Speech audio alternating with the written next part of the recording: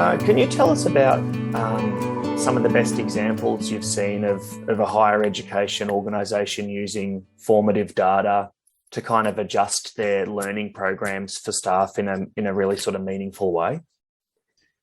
Yeah, I think that's a growing area of interest for a lot of universities. And for me, I think it's about, I suppose, the ability to evaluate effectively and respond appropriately. Mm-hmm.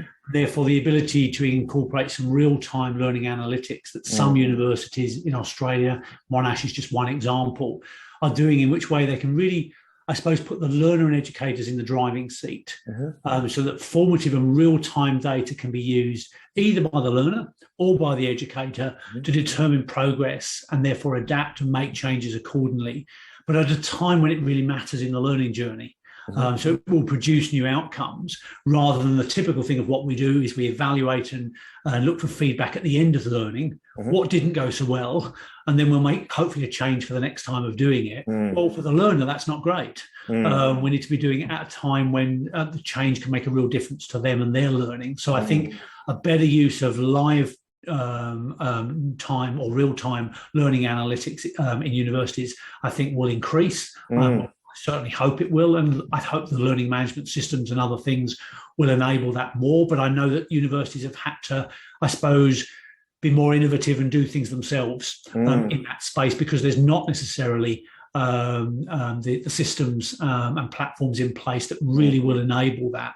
But again, I think that for me, I suppose that connects to the whole idea of adaptive learning, which is then focused on the delivery of custom learning experiences that address all those unique needs of an individual student through just-in-time feedback, through different pathways and resources that are delivered, rather than providing a one-size-fits-all learning experience. And I think using, therefore, learning analytics, computer algorithms, as well as AI and those sorts of things, you can get a real difference in that learning experience. And I think that's something what I'm starting to see in universities, and I think that area will just grow and grow. Yeah. Okay. Yeah. It's interesting because it's that notion of kind of live analytics or close to live in terms of, the data going to educational leaders soon after the learning was done is a really interesting one, because for many in the current model, by the time the organisation gets around to looking at that data, it could be weeks or months after the learner's done the piece of learning. And if it's a piece of learning about a specific element of their role, then what that means is they've then still been doing that role in a particular way for the months in between them doing the learning, and actually perhaps the feedback or the data around that learning is being looked at. So there's a kind of, I would imagine there would be a little bit of a disconnect there in particularly in large organizations where there's just thousands of employees, thousands of pieces of learning, and obviously, tens of thousands of pieces of data. Yeah, and looking if we can automate that.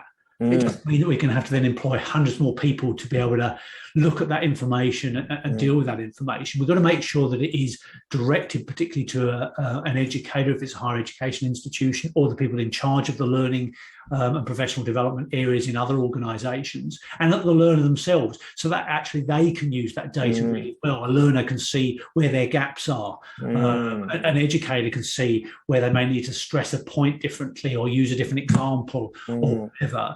Obviously, if the overall teaching is not working well, the after analysis and evaluation is still really important, because you might change that completely.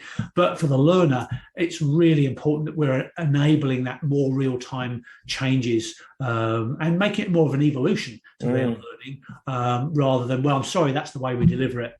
You've just got to accept that. And I don't think that is appropriate in the time that we now live. Yeah, no, that's interesting. And that idea of the data actually going back to the learner, or the feedback going back to the learner, could be done in such a powerful way. That goes to the culture of the organisation, that notion of a lifelong learner, someone actually wanting to see that. And I think a lot or most people would want that. So then there's that. Yeah, I think that's a really interesting point that you raise, and could be quite an exciting opportunity to bring the learner themselves into kind of the evaluation of how they've gone.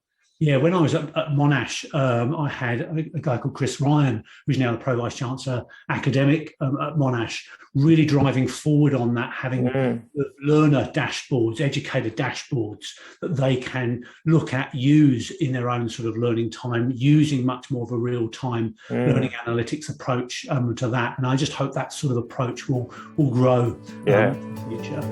Yeah, absolutely.